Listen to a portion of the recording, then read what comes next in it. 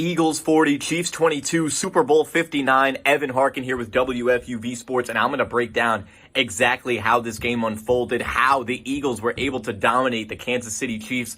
Now, I was there at the Superdome during Super Bowl 59, watching everything unfold, and then once I went home, looked up a bunch of analytics, a bunch of stats to piece that all together and figure out exactly what happened. Now, I don't think what happened is what a lot of people expected. I think if either team was going to blow the other team out, people assumed it would be the Eagles blowing out the Chiefs.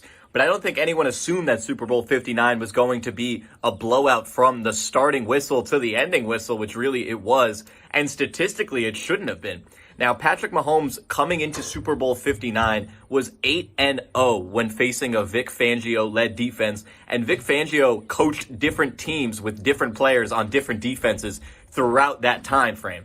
On top of that, this game was won and lost in the trenches. Everybody knows at this point that the Eagles' defensive line absolutely dominated the Chiefs' offensive line. Mahomes could not perform his Mahomes magic because he didn't have enough time to do so. Now, this also statistically wasn't supposed to happen in this game. The Eagles' defense was 28th in pressure rate in 2024. Now, their defense was very good. It was the number one ranked defense in the NFL. But Vic Fangio plays a cover four scheme. Not a lot of blitzing and a lot of four-man rushes. On the other side, the Chiefs' offensive line was 8th in pressure allowed. They have two offensive linemen that were in the top 10 in pass block win rate throughout the 2024 regular season. And by now, I'm sure everybody knows that that's not what happened. In fact, the exact opposite happened. Patrick Mahomes saw pressure on 47% of his dropbacks in that first half. Right around 50% of the time Patrick Mahomes dropped back, he saw pressure right in his face right away. Now, for the entirety of the game, that number dropped down to 38% pressure rate for the whole game. But as we know, in that second half, the game was pretty much won by the Philadelphia Eagles in that fourth quarter. Obviously, they're not going to send as much pressure, even though they weren't sending pressure. But those defensive linemen are going to focus more on containing and less on just strictly getting back to the quarterback. When they know they're up multiple scores, they know that they're pretty much in position to win this game. So 38% pressure rate throughout the game is still a very large number, but that game was really won and lost in the first half already, and that's where Mahomes saw a 47% pressure rate. Now here's the kicker, here's the crazy stat in that game. The Eagles did not blitz one time in that football game on a Patrick Mahomes dropback. Yes, you heard that right. The Eagles did not blitz Patrick Mahomes while passing the football in that game. And they were able to come away with 6 sacks and have a 38% pressure rate throughout that game. Now, I'm still looking to see if the Eagles picked out specific Chiefs offensive linemen and targeted them to win their matchups. But as far as finding reasons for why the Eagles defensive line dominated the Chiefs offensive line, some quotes from Chiefs offensive players can help us out. Chiefs center Creed Humphrey said that the Eagles didn't show them anything they hadn't seen prior on tape. It came down to them playing harder. So maybe the Eagles wanted this one more. According to Creed Humphrey, they were playing harder. Now, we know how good Patrick Mahomes is. He's one of the best quarterbacks of all time already in his mid-20s. It's hard to play zone coverage or man coverage against Patrick Mahomes. Either way, you are going to have to get pressure. If Patrick Mahomes has all day to throw the football, that's pretty much the ball game right there. Now, typically when you play zone coverage, it's harder to get pressure that way. It's easier for quarterbacks to find the open receiver because people aren't manned up. There's zones that aren't filled if you're sending blitzes, and good quarterbacks will identify that zone, identify a blitzer, maybe even before the snap comes. So the Philadelphia Eagles were playing zone coverage on all but 2 dropbacks. They were in zone coverage, only played man twice when Patrick Mahomes was throwing the football. They were in cover 4 for a lot of this. Now, if you play cover 4, you better bet that it's hard to get pressure. That's 4 people rushing, 4 people sitting back, creating a cloud of defensive backs, not letting anything over the top of their head, but coming up and allowing short passes so that they can come up and make tackles, making teams march down the football field.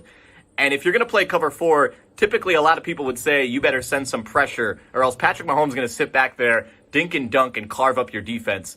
None of that matters if you're getting pressure with 4 down linemen the way the Eagles were. Like I said, in the first half, 50% of the time Patrick Mahomes dropped back. He saw pressure, and the Eagles weren't blitzing at all. We saw towards the end of the game when Mahomes was finding Xavier Worthy 60 yards downfield, double covered, and putting perfect balls on the money for touchdown passes, what Patrick Mahomes can do and does do when he has the time to do it. So the Eagles in that first half really giving Patrick Mahomes absolutely no time to be Patrick Mahomes was most of the reason they won this football game. Now, on the other side of this game, Jalen Hurts played amazing in this football game, and I personally believe that Kellen Moore and their offensive game plan, specifically to counter Steve Spagnuolo's game plan, had a lot to do with that. So Steve Spagnuolo, heavily known for loading the box, sending a bunch of blitzers, and confusing quarterbacks and offensive lines as to who's coming and who's dropping back. Now, in this one, we saw Jalen Hurts take off up the middle so quickly in his dropback so many times. I saw it there. I made notes of it saying Jalen Hurts didn't even look right or left to see if any receivers were open. He just took it and went up the middle, and it wasn't a QB draw. You could tell by the receivers' routes that this was not a quarterback draw. Jalen Hurts just had this mentality in this game where if he was slightly confused, if he didn't know who was coming, who was going, if he saw a blitzer coming, if he saw someone shed their block, he was just going to go. He was just going to go north and south. A lot of his rushes weren't even around the tackles to the outside. They were strictly up the middle, and he was getting positive yards on plays where a lot of other quarterbacks would have been sacked by a Steve Spagnuolo defense because there was open blitzers, just maybe they were coming off the edge. So it didn't really matter when Jalen Hurts took off right away up the middle because that blitzer is basically now just completely washed from the play. Now Jalen Hurts is basically playing against 10 defenders because this guy's behind him. So I think Kellen Moore instilled that mindset into Jalen Hurts going into this game. If you're even the slightest bit confused, if you don't know if a blitzer's coming, if you think that you're feeling a little pressure, use those legs that work so well and go, go, go, go. And that's what we saw Jalen Hurts do. And it resulted in him not really taking sacks, no negative plays, always a positive play. Maybe what should have been a sack was then a 2-yard gain because Jalen Hurts took off right away, and it led the Eagles to stay ahead of the chains. So a combination of Jalen Hurts using his legs well, running well, and not really thinking too much out there on the football field, using his athleticism instead, and an Eagles defensive line that's got great names all over it. Josh Sweat, Brandon Graham, Bryce Huff, Jalen Carter, playing, as Creed Humphrey said, harder than the Chiefs' offensive line is really what led the Eagles to be able to blow out the Kansas City Chiefs by 18 points in Super Bowl 59.